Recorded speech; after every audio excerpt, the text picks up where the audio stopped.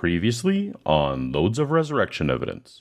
If the only thing you had was the non-Christian sources, you wouldn't have enough evidence to say that the resurrection happened. We agree.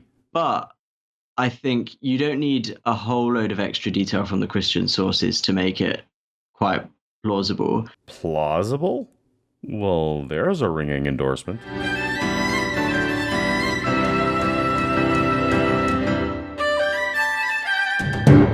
Welcome to Paulogia, where a former Christian takes a look at the claims of Christians.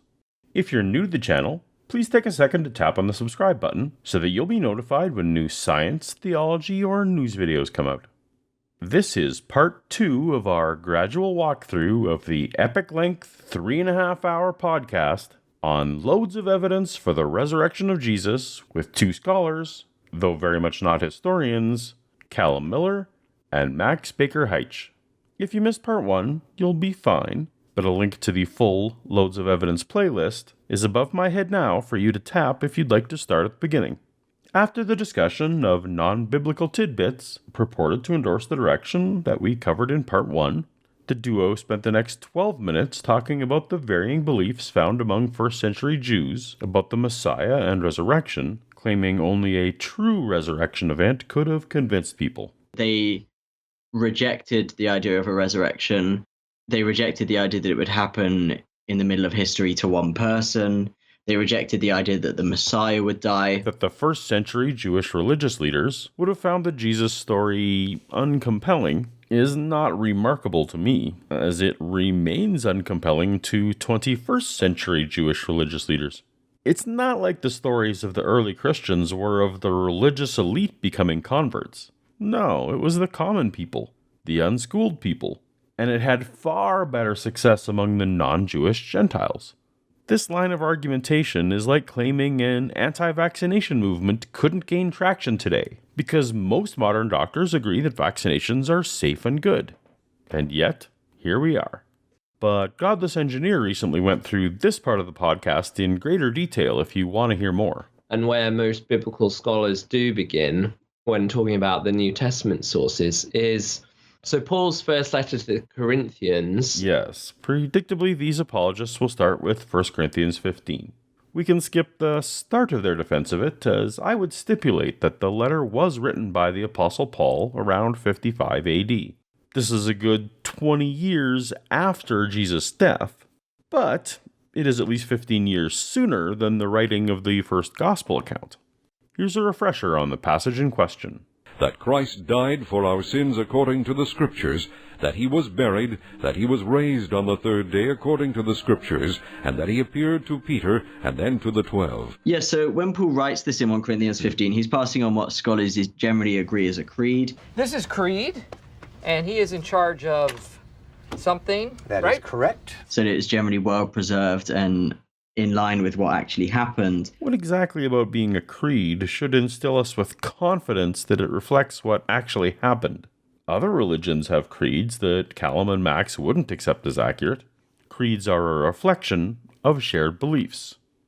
Nothing more. Paul clearly received it from others, and there's every indication that those others he received it from were the individuals who are named in that summary. No. There's no indication at all in this passage that he received it from the individuals named. That's the popular apologist's speculation, but why would the eyewitnesses of the events tell Paul about the events in the form of an often recited creed rather than in colorful personal detail? If the famous egg himself is personally relaying to me the tale of his fall from the Great Wall, he's unlikely to merely recite the exact third-person creed phrase, "All the king's horses and all the king's men couldn't put Humpty together again." No. The every indication is that Paul heard this creed from unremarkable people who merely learned to recite the creed from other unremarkable people. So we're getting within like a very few years of the events. I think James Dunn even says, a few months probably. James Dunn may be willing to claim a few months during casual talks, but in his scholarly book on 1 Corinthians, he moderates this dating estimate to within 2 or 3 years of Christianity's beginnings. Anything earlier than that would call for pure speculation that is beyond defensible research and might damage his academic reputation. If we go through it kind of one by one, so he starts with Christ being crucified or killed according to the scriptures. And this is something that there's not a historian in the world who would doubt for a second. I don't know about that. But if Jesus was a historical figure, then the least remarkable thing anyone could say about him is that he died. So I'm going to grant that Jesus died for the sake of argument and skip ahead to the next claim. There's a very strong kind of commonality between not only 1 Corinthians 15, but also all of the gospel sources. Well, sure. If you're right, and this creed had been recited over and over again throughout the 30 years between when the crucifixion happened and when the Gospels were finally put to paper, of course the Gospel writer would have to stick to the popular established outline in order to match audience expectation. You don't write a movie about Robin Hood and not include stealing from the rich and giving to the poor. It's what he's known for. Yeah, so verse 4, it says that he was buried. That he was buried. Not where he was buried or how he was buried. Our earliest mention of burial of Jesus has no reference to a tomb. A lot of the evidence for is by looking at the context and looking at the Jewish background. So in that case, you might think, well, maybe they didn't care about burying Jesus properly because he was a criminal. Whether he was a criminal or not, Jesus would have needed to have been given a burial simply for the sake of the land, to keep the land holy in accordance with Jewish law. The intentions of the Israelites may have been thus, but this was a land under control of the Romans, and all historical evidence about the practice of crucifixion was that it was intended to be a painful and publicly humiliating deterrent. Every historical reference to Roman crucifixion validates this. A Korea tombstone inscription, a letter from Roman author Horace, Roman satirist Juvenal, dream interpreter Artemidorus, and Satyricon of Petronius. All gruesome pictures of bodies left for long periods of time for scavengers. Disrespect of the crucified bodies was the normal, usual case. This is not in dispute.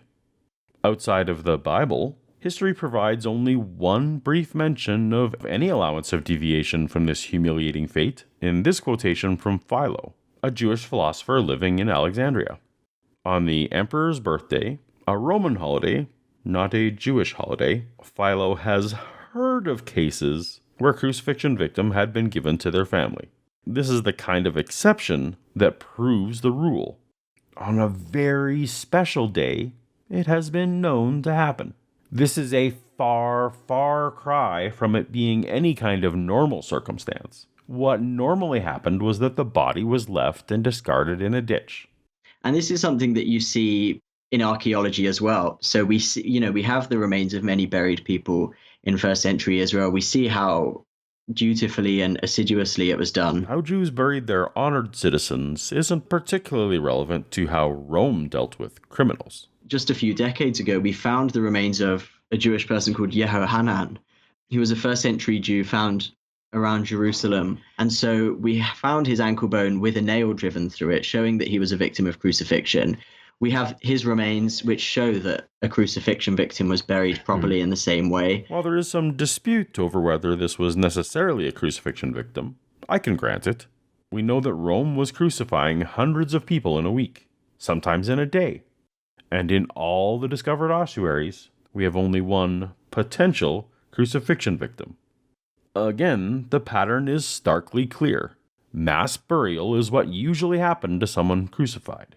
Normal Jewish burial of such a person is a rare exception, and so noted as an exception to what usually happened. And the main kind of opposition to this that comes from scholars is a few scholars who say, well, in the first century, we have lots of Jews who weren't buried properly. Exactly. Lots of Jews who weren't buried properly. And this is a suggestion that actually, if Jesus was an enemy of the state or whatever, if he was executed as a criminal, he would have just been thrown in a ditch or buried in a ditch rather than buried in a tomb. Exactly. The normal thing that happened seems like it would be the normal thing to happen. But actually, if you look at that evidence for Jews who weren't buried, it was pretty much always in the Jewish-Roman War at the end of the 60s. AD. Before we get to this pre-war, post-war question, I'm going to jump backward to an earlier point in the interview where Calum and Max are asked what scholarship they would recommend for people to read on this topic. The Case for the Resurrection of Jesus by Michael Licona and Gary Habermas. Mike Licona and Gary Habermas are the first experts Calum and Max recommend. Indeed, most Christians defer to Mike and Gary on resurrection scholarship. So I'm going to let Gary Habermas himself take this question. What is the earliest historical evidence we have of Jews criminals being thrown into a mass grave? Does it come at the time of Nero, around 70 AD, or does it come before then? Okay, first of all, you're going to be hard put to nail exact historical references when it was done. We'll hear the rest of Gary's answer in just a minute, but for now, the relevant piece is that according to the world's foremost Christian resurrection expert, we have no historical references that make the kind of time distinction Calum is trying to make. It's a hypothetical without evidential support. There was no reason why they couldn't bury their dead in Jerusalem in the 30s AD. As I believe I've shown, all our historical sources tell us that Romans left bodies on the crosses and then threw them in mass graves as the normal course of action. The only historical note of exception is notable because it was clearly an exception by the Jewish author's own words.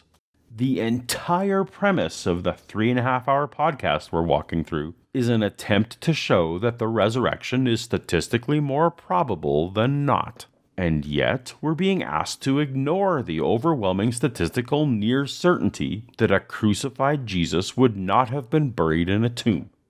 To drive this home, let's let Christian resurrection scholar of scholars, Gary Habermas, finish his answer to Cameron's question about whether burial in a mass grave was the most likely outcome. But I would concede, and many would, that that's what happened to most people. And just in case that isn't clear enough, let's also hear it from Mike Licona, the other scholar that Max and Calum deferred to. Most likely he would have just been, tossed into a shallow grave or something like this, or mass grave, and eaten by dogs maybe. Yeah. So what do you think? Well, it is true that was typically the typical practice of the Romans to do that. Once again, for people in the back, a mass grave is what happened to most crucifixion victims. It was the most likely fate of Jesus. The leading Christian experts agree. This isn't a fringe theory. It's what most likely happened. Could there have been a rare exception for Jesus? It's possible, but to pretend it's likely is to fail to be intellectually honest. 1 Corinthians 15 verse 4 says that he was buried. And, I think it's important to say actually that even if we didn't have the gospel sources that we're about to talk about in a minute, we would still have very good reason for thinking that Jesus was given a proper burial, that he was not just thrown in a ditch. The Greek verb is thapto, and it definitely is not the kind of word that one would associate with a disgraceful sort of burial, just being chucked in a ditch in the ground. Now, there aren't any descriptions of disgraceful ditch burials in the New Testament, so we can't really use that to do much of a comparison of the nuances of the Greek verb thapto. Though in Matthew 8 and Luke 9, when Jesus gets frustrated about excuses to not follow him, he bites back. Let the dead bury their own dead. And it's that same verb, thapto. Doesn't sound particularly respectful. Fortunately, I came across this 2019 paper on the Archaeology of Jewish Burials in Early Roman Palestine. It contains an extensive appendix detailing the ancient Greek language records of Jewish burials of various kinds, from rock-cut tombs of elites, to field graves of farmers, to trench graves of non-elites. In near every instance, and across the board of burial type, the verb used is thapto, including those referencing disgraced graves. Max claimed that the verb alone rules out a ditch grave, yet here are 10 instances where thapto specifically referred to ditch graves. Sorry, Max, but no. And so, Joseph of Arimathea is recorded in all 4 Gospels as... Cool. It's been a while since I've had a chance to use this. The character whom we are told collected the body of Jesus is mentioned nowhere outside the Bible, unless you count movies about the Holy Grail. and was entrusted to Joseph of Arimathea. The Arthur legend. Of course, Joseph of Arimathea. Of course. And, even if Luke and Matthew only had Mark as their source, he's referring to the fact that Luke and Matthew copied large portions of Mark word for word. But even if that's true, most probably John is a separate source from Mark. And so Joseph of Arimathea is multiply attested. He says probably a separate source rather than is a separate source, because some scholars do find evidence that John utilized Mark as an outline or more. And John was written a few decades after Mark, so the Joseph of Arimathea character was already part of the legend by that time, perhaps even from the pre-Mark oral tradition that started it all. Either way, it's for the Bible tells me so. So just taking the name Joseph of Arimathea itself. So something interesting on that point, Eckhard Schnabel has actually said that Joseph was the second most common male name among Palestinian Jews. Yes, well, and the fact exactly. Wait, what? You're telling me that because Joseph was an incredibly common name, that should increase my confidence that someone named Joseph would have to be historical? Like if I was to tell you about my friend John Smith, you should immediately be certain he's a real person because that's a common name? Not at all. When you hear John Smith, you immediately suspect that the person is made up. Joseph was a very common name, so you had to have a way to distinguish him from other Josephs. You know my friend Bill from Seattle, the one who owns a dragon? He's totally real because Bill is a very common name, and Seattle is a real town. Oh wait, speaking of real towns. Attaching his hometown, Arimathea, would be exactly the kind of way, as we know from archaeology, that people with a common name would have been distinguished. It's funny that you should mention archaeology, because to date, there's no archaeological evidence at all for a town named Arimathea. Apparently, the author of the Gospel of Luke would know that his audience hadn't heard of it, so he added a note that it was a Jewish town to reassure those scratching their heads. Fast forward to the 4th century, and historian Eusebius of Caesarea recognized the oversight and tried to identify Arimathea with Ramathaim Zophim, a town in Ephraim. However, no reasons to support this alternate name are given, and no historical or archaeological evidence has ever been found to back this claim. In his book The Empty Tomb, Robert Price observes that a reasonable translation of the word Arimathea is Best Disciple Town. Best Disciple Town. Yeah, that definitely doesn't sound made up. We can also add something known as the criterion of embarrassment. If you're a regular viewer of my channel, you've heard me speak at length about the criterion of embarrassment before. Most notably, that this is not a historical criteria that is used outside of New Testament studies, only within the New Testament for some reason.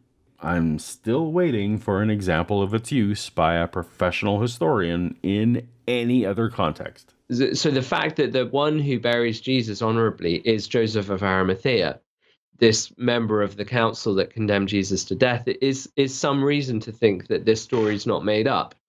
Because, it would be much less awkward for the gospel writers to have some of Jesus' male disciples carry the burial out, such as Peter or John. Except that according to the decades of oral tradition, the disciples had all fled the scene. They can't be in hiding and still take down the body. Now, I wonder if there's any historical reason that if you had to invent a character to take the body, that you might make him a member of the Sanhedrin. It was one of the duties of the Sanhedrin to provide places for criminals to be buried if no one else did. Interesting. So it seems to me that if you needed to invent a character to take the body, it would be most believable to make him someone who was responsible for taking bodies as part of his job. Like, if you needed a character in your story to fix someone's car, you might make that character a mechanic. We have really quite compelling evidence that the Church of the Holy Sepulchre in Jerusalem, where Christians commemorate the crucifixion and burial of Jesus, is in fact where Jesus was buried. But in 2017, we actually found pretty good evidence, pretty compelling evidence, in fact, that it was the exact place that's been commemorated since at least the early 4th century. And the evidence for this was when they looked in the tomb itself and they looked in the shrine, they found that the Roman kind of remains commemorating Jesus' death dated to the mid-4th century. Just so everyone's keeping these dates straight in their head, because a modern team dated some concrete to the 4th century, we can therefore be confident that it's in Jesus' tomb from the 1st century. Does that follow in any way? By the way, if you still have Disney Plus and are waiting around for Mandalorian Season 2, they're streaming a National Geographic documentary on this excavation and renovation called The Secrets of Christ's Tomb. And this itself is quite astonishing because the mid-4th century is when Constantine lived and when his mother found the tomb and began to kind of commemorate it officially. So what happened was Emperor Constantine converted to Christianity, and he was so excited about it that he sent his mother to Jerusalem to find holy sites. So, imagine you're a Christian in Jerusalem in the 4th century, suddenly free of persecution because of the emperor's mother, and she comes to town asking about where Jesus was buried. Is it really astonishing that people would be tripping over themselves to show her literally any plausible location in order to continue this new favored status? Often when you go to Israel, you look at these kind of traditional sites for events in Jesus' life, and they're often just made up. And that's completely understandable. We know in most kind of religions and pilgrimage sites, there's lots of scope for making things up. And sometimes doing it centuries and centuries after the events actually occurred. This is my point. So the question is, did the same site survive from Jesus' time to Constantine's time? Exactly. Here's Professor Joan Taylor, Professor of Christian Origins at King's College London, from the aforementioned National Geographic documentary, to lay out the compelling evidential case for thinking that Constantine's mom got it right. I used to be very skeptical. I just thought it was so very convenient for Constantine to create a new edifice just where the Temple of Venus was. It could be that Constantine simply picked the temple site without really knowing if it was connected to Jesus. But the interesting thing is, as I've grown older, I'm more accepting of tradition being passed on by older people and memory continuing on. Taylor thinks that Christian parents would have told their children and their children's children, ensuring that the whereabouts of Jesus' burial place would have cascaded down through the generations. Okay, so the entire case is, I'm pretty sure people would have told their kids. Nothing to bolster the idea that the tradition was based on an actual fact.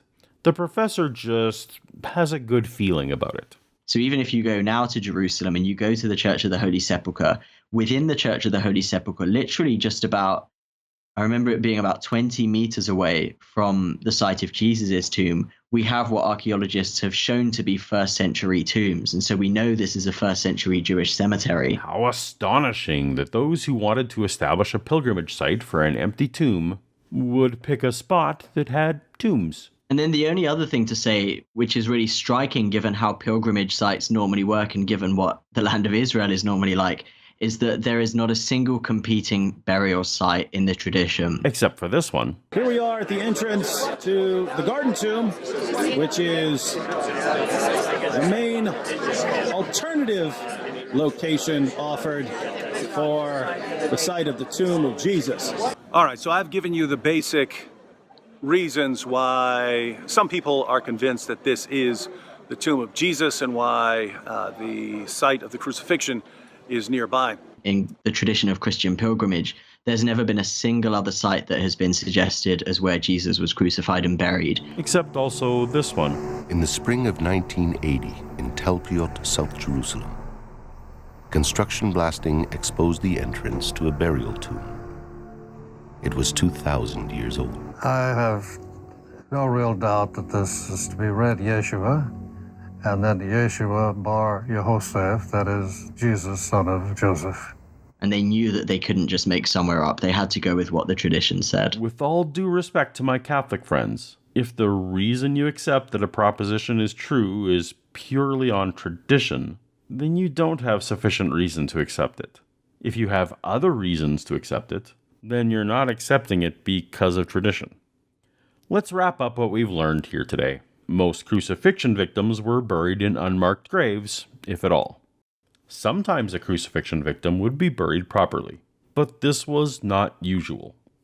The evidence that Joseph of Arimathea was given Jesus' body is poor. The evidence that we know where Jesus' tomb was is poor. Since a tomb burial is the least likely occurrence, probable priors and all that, it would require the most evidence to be considered most probable. And we didn't see that today. Maybe next time? If part 3 has arrived by the time you're watching this, you'll see an image to click to continue to that now. If not, you'll see part 1, so you can refresh where we began. Until next time, later.